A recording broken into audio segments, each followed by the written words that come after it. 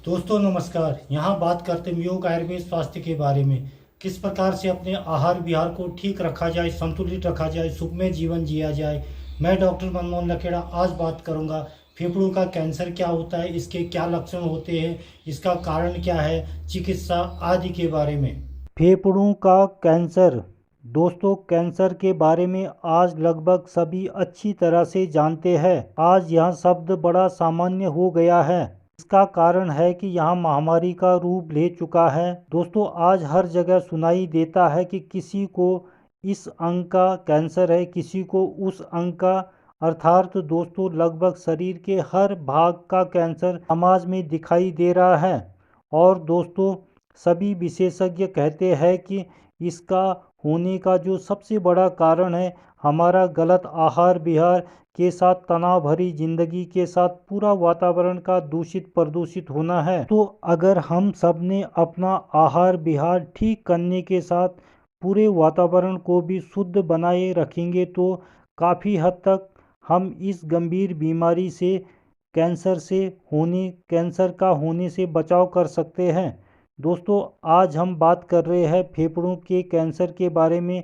विश्व के साथ भारत में क्या स्थिति है, फेफड़ों का कैंसर क्यों होता है, फेफड़ों का कैंसर क्या होता है, इसके प्रकार, बचाव आदि के बारे में।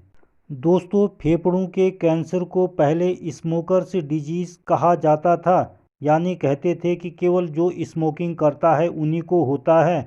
पर दोस्तों, अब यह उन लोगों को भी अपना शिकार बना रहा है जिन्होंने कभी धूम्रपान या स्मोकिंग छुआ तक नहीं किया तक नहीं। दोस्तों, बढ़ते वायु प्रदूषण को इसका प्रमुख कारण माना जा रहा है। तो वायु प्रदूषण की स्थिति यहाँ है कि विश्व स्वास्थ्य संगठन WHO के अनुसार आज विश्व में 91% जनसंख्या उन क्षेत्रों में रह रही है जहाँ वायु प्रदूषण निर्धारित सुरक्षा सीमाओं से अधिक है। तो फेफड़ों का कैंसर जो 1990 में सातवां सबसे प्रमुख कैंसर था, वही 2016 में यह तीसरे और 2020 में दूसरे स्थान पर आ गया है। दोस्तों, विश्व स्वास्थ्य संगठन WHO के अनुसार फेफड़ों के कैंसर का कारण 2020 में 22 लाख लोगों की मृत्यु हुई, जो बहुत बड़ी संख्या है। फेफड़ों का कैंसर क्या होता है? तो फेफड़ों का कैंसर फेफड़ों की कोशिकाओं का असामान्य और अनियंत्रित विकास है। दोस्तों, ये कोशिकाएं बहुत तेजी से विभाजित होती है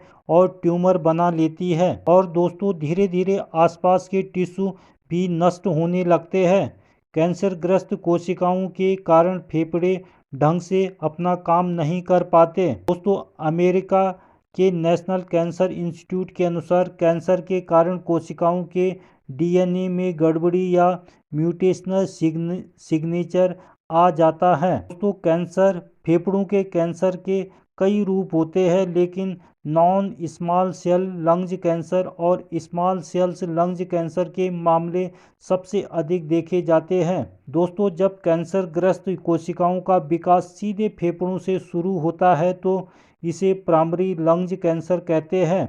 और दोस्तों, जब कैंसरग्रस्त कोशिकाओं का विकास शरीर के किसी अन्य भाग से शुरू होते हुए फेफड़ों तक पहुंचता है तो इसे मेटास्टेसिस या सेकेंडरी लंग्स कैंसर कहते हैं। ये लक्षण देते हैं खतरे के संकेत, जैसे सांस लेने में परेशानी होना, श्वास का फूलना, सांस लेते खांसते और छींकने पर सीने में दर्द होना, 3 सप्ताह से अधिक खांसी का होना, बगल, गर्दन या छाती के किसी भाग में सूजन आना, अधिक थकान लगना, रात में पसीना आना और बुखार होना, बार बार छाती का संक्रमण या इन्फेक्शन होना, खांसने पर खून आना आदि। जोखिम बढ़ाने वाले कारक: नंबर 1, धूम्रपान, यानी जो लोग स्मोकिंग करते हैं। नंबर 2, निष्क्रिय धूम्रपानी, यानी जो लोग स्मोकर के साथ रहते हैं, जैसे फैमिली मेंबर।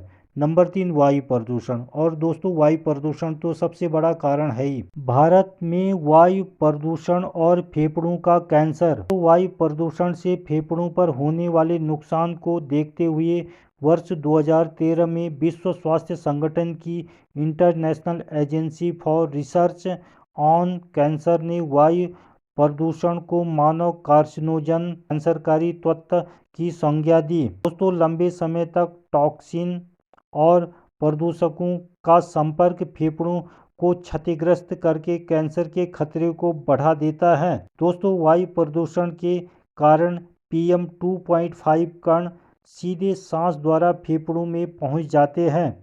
दोस्तों, ये कण प्रदूषक उद्योगों, वाहनों, पावर प्लांट्स आदि से निकलने वाले उत्सर्जनों से आते हैं। दोस्तों, 2.5 PM के 29 माइक्रोग्राम का एक्सपोजर शरीर को एक सिगरेट जितना नुकसान पहुंचाता है।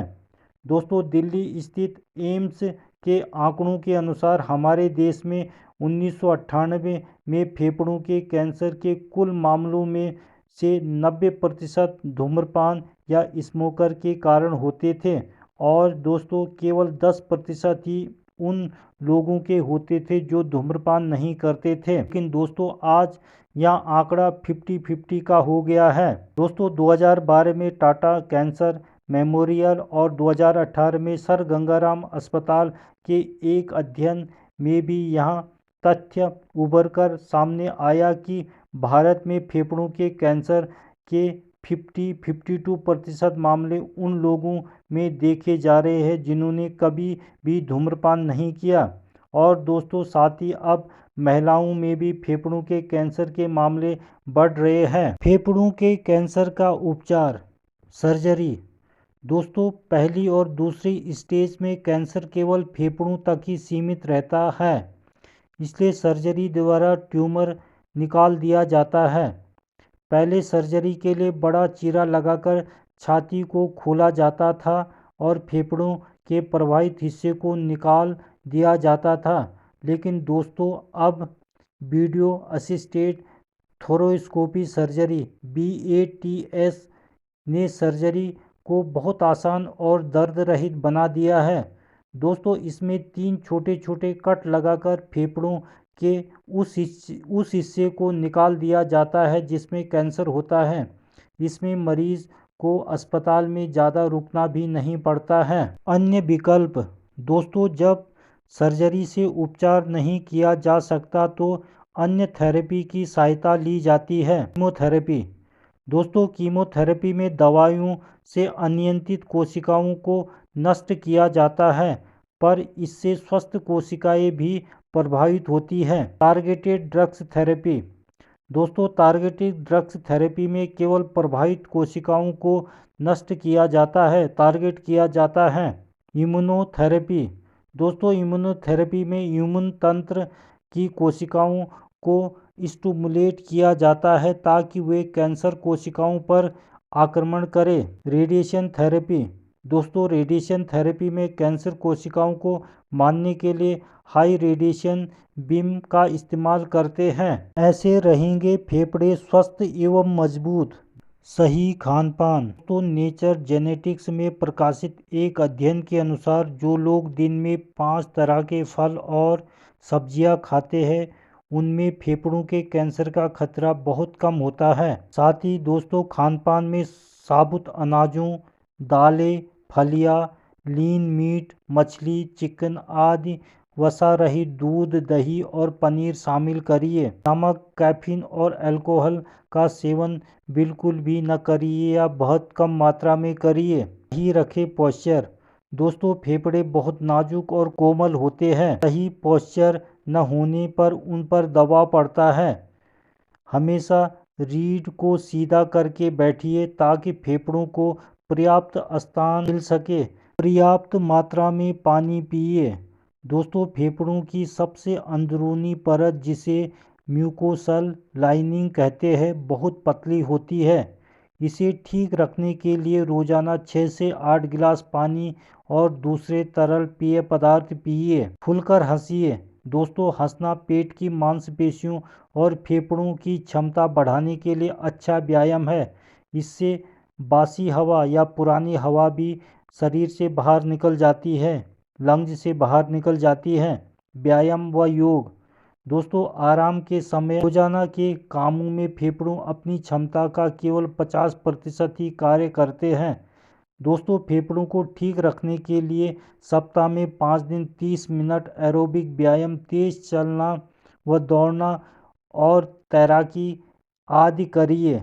दोस्तों, फेफड़ों के लिए योग और प्राणायाम भी बहुत फायदेमंद होते हैं। प्रदूषण से बचिए। दोस्तों, घर के अंदर और बाहर दोनों जगह प्रदूषण से बचना बहुत ज़रूरी है। घरों या ऑफिसों में एयर प्यूरिफिकेशन सिस्टम और इंडोर प्लांट जरूर लगाइए। रसोई में चिमनी या एग्जॉस्ट फैन लगाइए। घर से बाहर निकलने पर स्कार्फ, रुमाल और मास्क जरूर पहनिए। धूम्रपान करने से बचिए। दोस्तों, धूम्रपान से निकलने वाली जहरीले तत्व फेफड़ों की कोशिकाओं को क्षतिग्रस्त कर कैंसर का खतरा बढ़ा देते हैं। धूम्रपान न करिए और उनसे भी दूर रहिए जो धूम्रपान करते हैं। तंबाकू के सेवन करने से भी बचिए। तो दोस्तों, आज के लिए बस इतना ही। देखते रहे लखेड़ा आयुर्वेद को। चैनल को लाइक, शेयर और सब्सक्राइब जरूर करिए और लेते रहिए योग, आयुर्वेद, स्वास्थ्य संबंधी नई नई जानकारियाँ। नमस्कार।